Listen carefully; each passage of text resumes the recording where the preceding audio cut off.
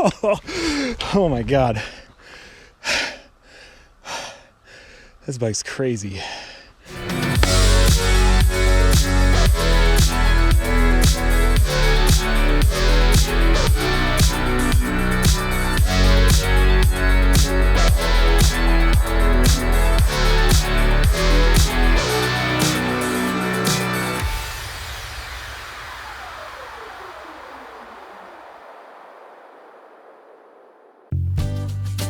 Okay, so I'm sure we can all agree that the year 2020 was a bit insane for the bike industry. Millions upon millions of new people all across the globe joined this sport, which is incredible, we all know that. But that's also led to a bit of a problem within the cycling industry too, and that is availability.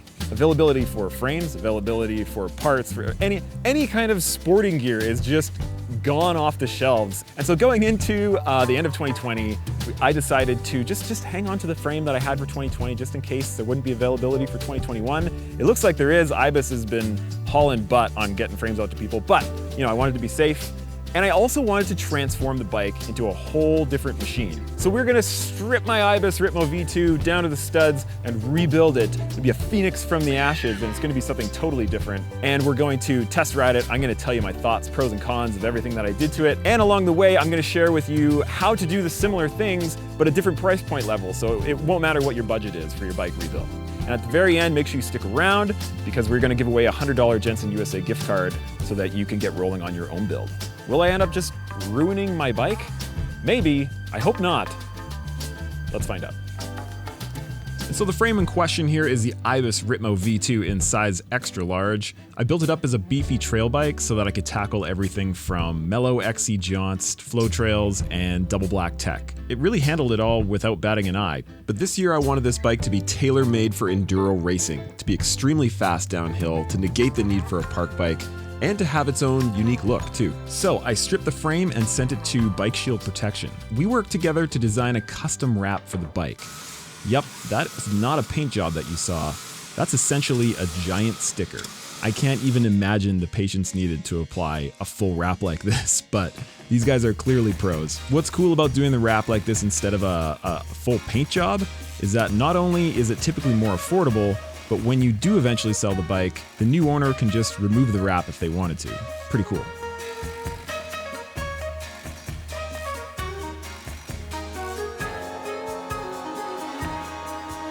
Now, if a full wrap isn't in your budget, you can also do a logo color replacement that also makes your bike stand out from the crowd.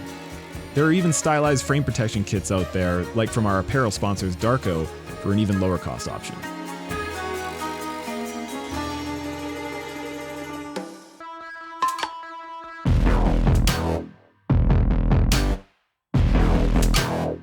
And here we have it, the complete build, ready to race.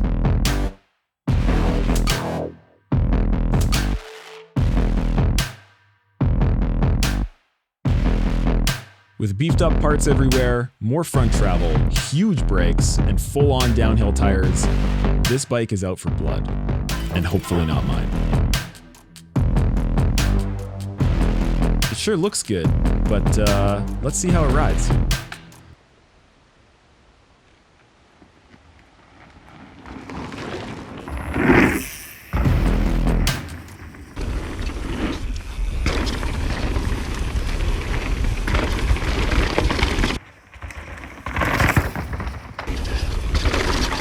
Whoa, so rough. Whew. That's why I love this trail. It's fast and it's rough. Man, these handlebars and this fork too. It's just a dream team for my hands right now. Coming up to a little rock drop. It used to scare me a lot. Woo!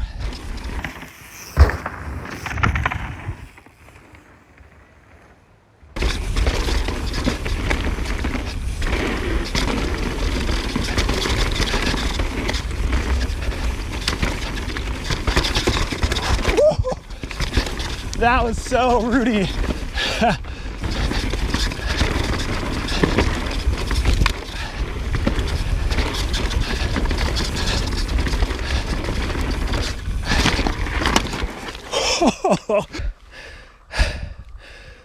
crazy.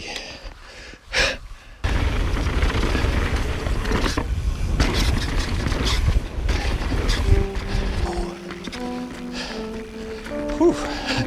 That was fun. All right, so we're gonna talk a little bit of tech, and I know not everybody's into that, and so if going into the numbers isn't really your thing, I'm going to put up some lovely, cute cat footage right here, provided by my sister, who actually runs a YouTube channel for cats, by the way. She just started it, and I hope she remembers me when she hits 100 million subscribers, because, I mean, come on. So I was on a bit of a mission to get the feel of a dual crown fork on this bike. Last year I created the Ibis HD5 DH build. If you haven't seen that video, check it out. I took an enduro bike and made it my dual crown park bike, and it turned out so well. And part of that was a dual crown MRP Bartlett on the front. And I loved how stiff and precise that fork made the whole bike feel. It really kind of transformed it. And so I wanted that same kind of feel for this bike without actually having to put a dual crown on it. And so I went with the brand new 170mm MRP 29er fork. It's stiffer than any other fork that they've made before, and I can feel that difference, which is super nice. And along with it, I thought I would try the Intend Stiffmaster headset. And basically it prevents any kind of bending in the steerer tube of your fork, which actually happens quite a bit, you know, when you're like really hard into corners or if there's lots of deflection going on. And that is part of the system when, if it's bendy, it'll feel less precise. So between the fork and the more robust tires and the Intend Stiffmaster headset, I really do feel like it's bridged the gap between like a regular single crown setup and a dual crown sort of more downhill setup. It doesn't feel as stiff as a dual crown, but it's somewhere right in the middle, which is basically all I could have asked for. Now, one tip for changing your bike going into this year is to change your fork's travel. This can sometimes drastically improve the performance of your bike. And with some manufacturers like MRP, they include everything you need to change the fork's travel for free in the box, so this might not cost you anything. The bars, lots of people have been asking about these bars. They're the Fast Flex MTB Enduro bars. These are the aluminum versions, and I'm hoping to get my hands on the carbon versions just to help with the weight of the bike a little bit, because the bike is pretty freaking heavy and it can use all the help it can get. I also got the 12-degree back sweep on the bars. Now, we are making a completely separate video just on these handlebars. We're gonna do some very specific, a lot more scientific testing of them, because I actually wanna see, like, I know how they feel, and they feel like they're making a difference with my hands, but I like the numbers, and so we're gonna go out and do some very specific testing on these bars, so look out for that. But so far I can say that there is a difference on the trail, and it has been a positive difference. Now, you may have noticed a little extra bling on that stem photo, and that's because I replaced a bunch of the bolts on the bike with titanium versions from Better Bolts. You can choose a bunch of different colors to get nice and matchy-matchy on your bike, and you might even save a few grams too. Brakes, I put huge brakes on this bike. They're from TRP. It's got the DHR Evo brakes.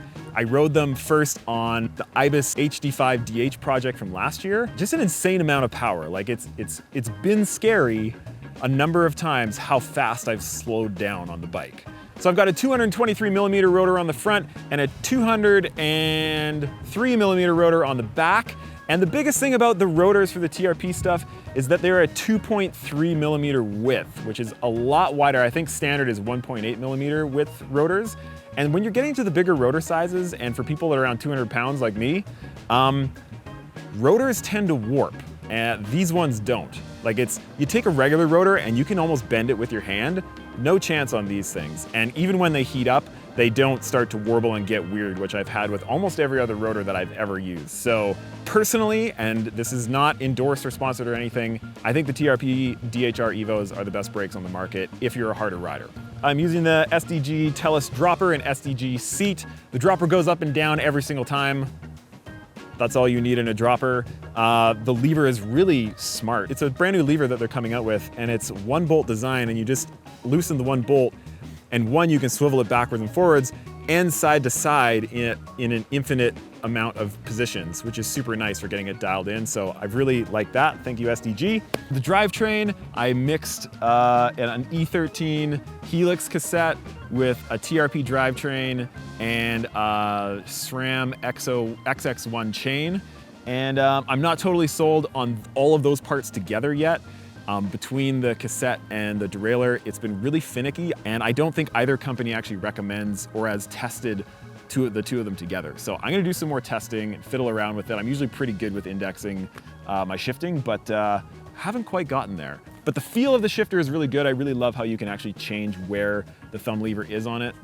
You guys know how much I like Zip wheels. I'm such a fanboy of Zip wheels. They're absolutely fantastic. Since the very first time I tried them a few years back in Whistler, I've never stopped talking about them. I think there are very few products out there that really do what they say on the tin to such a high degree. But the Zip wheels are one of them. They're compliant wheels, and yet they don't feel soft or mushy. And they're carbon wheels made in America. Can't go wrong. Speaking of which, another solid tip for actually finding parts in stock is to buy from companies who make the products on the same continent that you live on. Overseas shipping has been one of the biggest bottlenecks, so if you can get around that by purchasing relatively local products, all the better. So the bike, in my opinion, is definitely faster than it was last year. And I don't have timed results to prove that, and maybe we could do that later on. But there are two main indicators that I'm going off of that make me quite sure this bike is faster than it used to be. This is the exact same shock from last year. It is a different fork now, but fork settings are basically the same between the 160 and the 170. And so all my settings pretty much ported over. I kept them pretty much the same, hitting the trail. And one of the things I noticed right off the bat is that my suspension was packing up. As I was flying through the trail and over really fast roots and rocks, I noticed that the first hit or two on roots or rocks or whatever was fine, but then it felt kind of harsh. And it was because my suspension was moving in, but it wasn't able to move back out fast enough for the speed that I was going. So I actually had to speed up my rebound by 2 clicks on the fork and on the shock, which is pretty significant. And so that tells me that I'm running through rough terrain faster than I was before.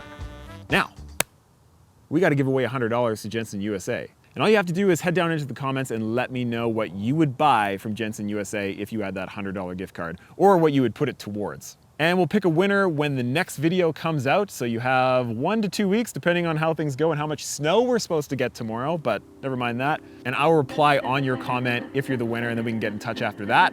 Best of luck to everybody. I can't wait to see everybody out on the trails again. Thanks for watching, everybody. Cheers.